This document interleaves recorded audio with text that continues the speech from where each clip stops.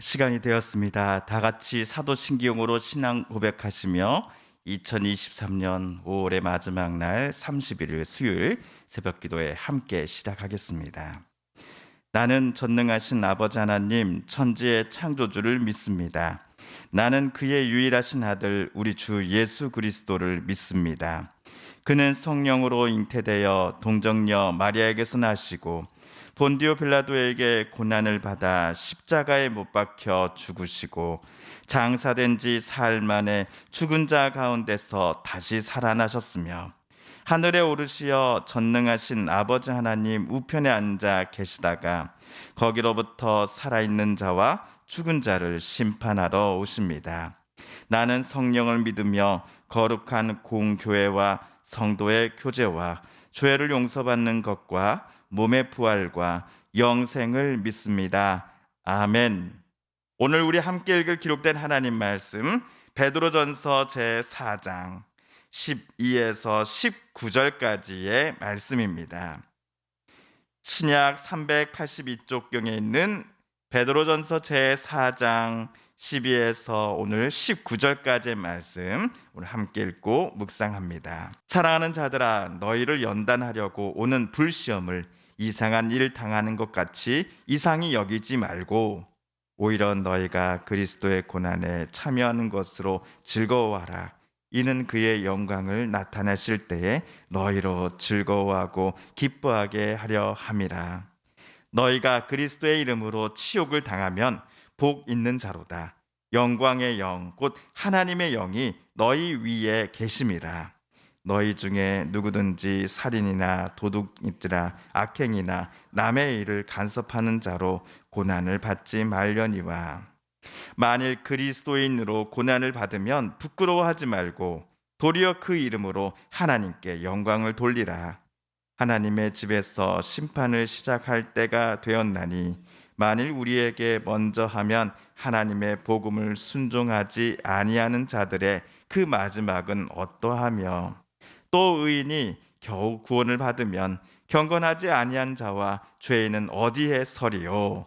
그러므로 하나님의 뜻대로 고난을 받는 자들은 또한 선을 행하는 가운데에 그 영혼을 미쁘신 창조주께 의탁할지어다.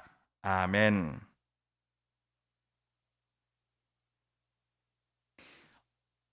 사도 베드로는 어제 만물의 마지막이 가까이 왔다라고 이야기했습니다.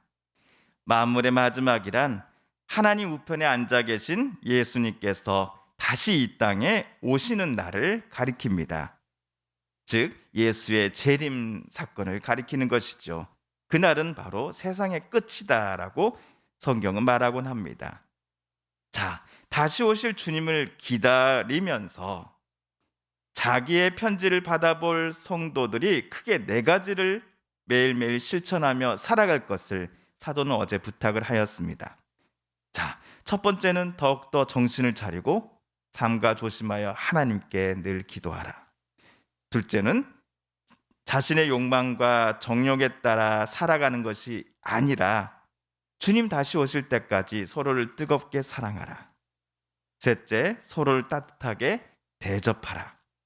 마지막으로 각 사람이 하나님께서 주신 은사들을 자기를 높이는 데 쓰지 말고 하나님의 뜻대로 사용하면서 그리스도 예수님을 통해 하나님께 영광을 돌리며 살아가라라고 하는 어제 네 가지 요청을 사도는 트리키의 성도들에게 말하였습니다. 자, 한편 오늘 사도는 본인의 편지를 받아볼 성도들에게 불시험 관련 이야기를 꺼내고 있는데요. 도대체 사도가 무엇을 성도들에게 오늘 말하고자 불시험 이야기를 언급했을까요? 우리 12, 13절을 새번역 성경으로 다시 읽어보겠습니다. 시작.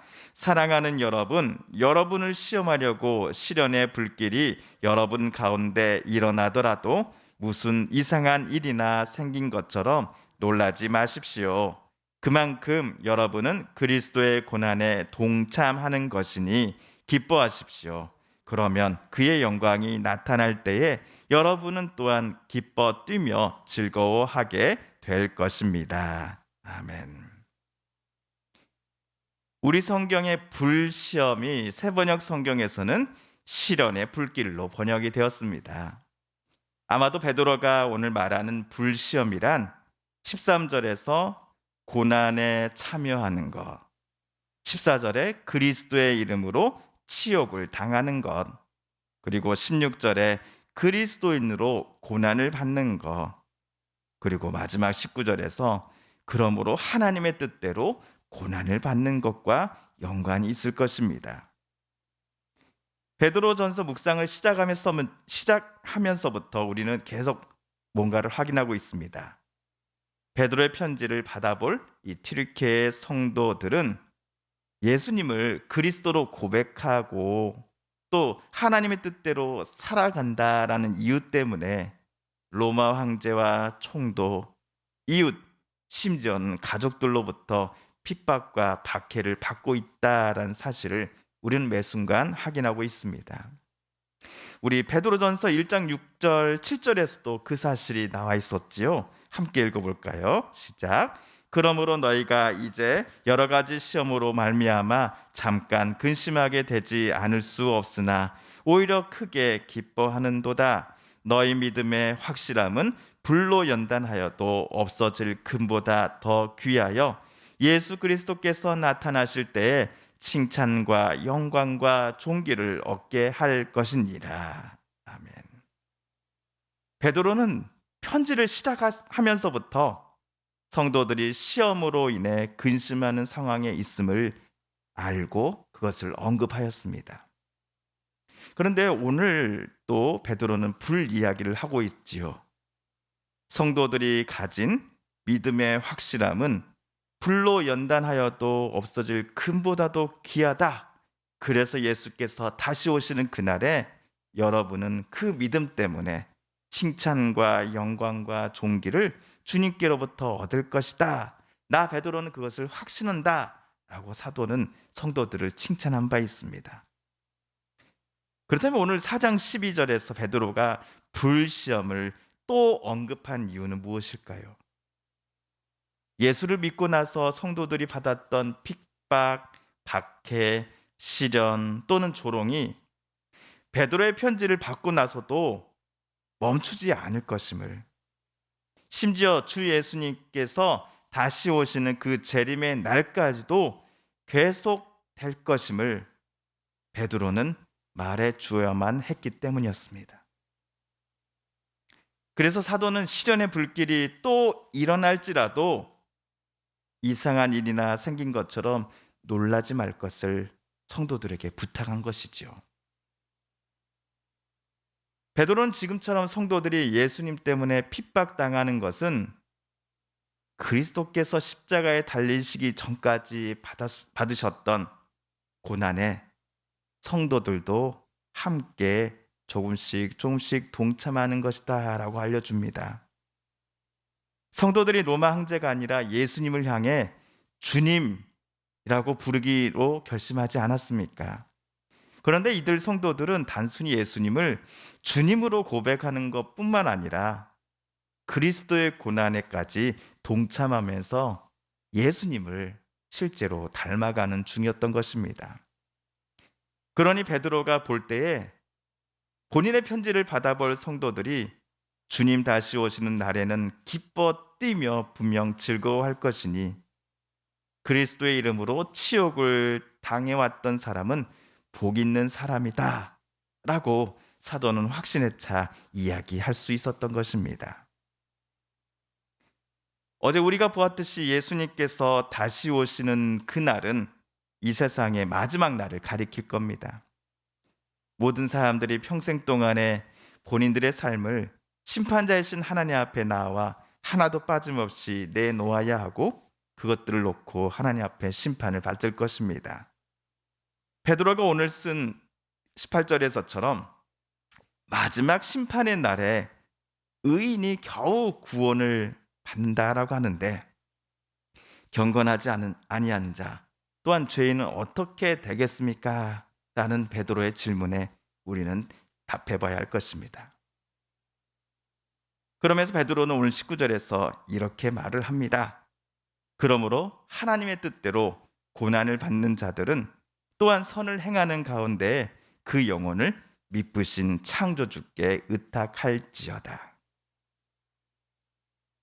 주님 다시 오시는 그날까지 항상 깨어 있으면서 하나님의 뜻대로 살다가 당하는 고난에도 불구하고 끝까지 선한 마음을 품고 선을 행하며 살아갈 것을, 또한 창조주이신 하나님께 전적으로 자신의 삶을 의탁하고 인생을 의지할 것을 베드로는 고면하며 사장을 마무리했던 것입니다.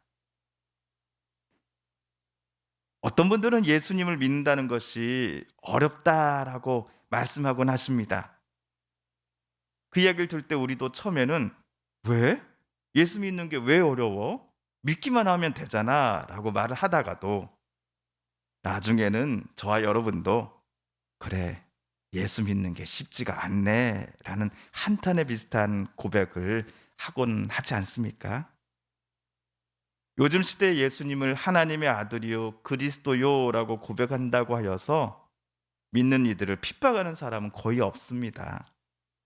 다만 예수 닮아가려는 사람, 예수님께서 보여주신 하나님 뜻대로 남을 사랑하고 섬기며 또 누가 보지 않더라도 진실되게 정직하게 신실하게 살아가려고 하는 사람에게 시련과 시험, 박해와 핍박, 너만 그렇게 깨끗하냐? 라고 하는 그 조롱들이 찾아온다는 것을 우리는 경험적으로 잘 알고 있습니다.